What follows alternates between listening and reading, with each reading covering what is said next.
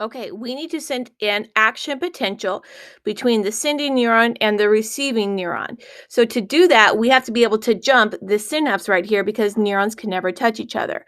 So let's start with our action potential on our sending neuron. It's going to buzz down the axon until it reaches the axon terminal. It was able to reach the axon terminal because the axon is covered in a protective layer of fat that kept the electricity on the axon.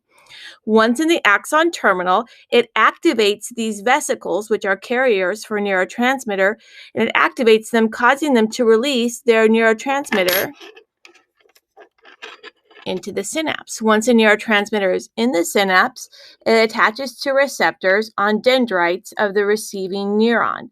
Once the neurotransmitter is attached to these receptors, it opens the door for ions to flow, which is the definition of action potential.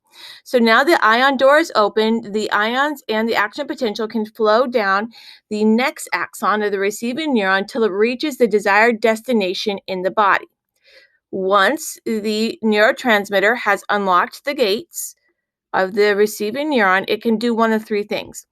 It can be dissolved, it can be reabsorbed into a vesicle, or I'll just be resourceful here, this is a very large, proportionally large, it can take a transporter protein back into the sending neuron.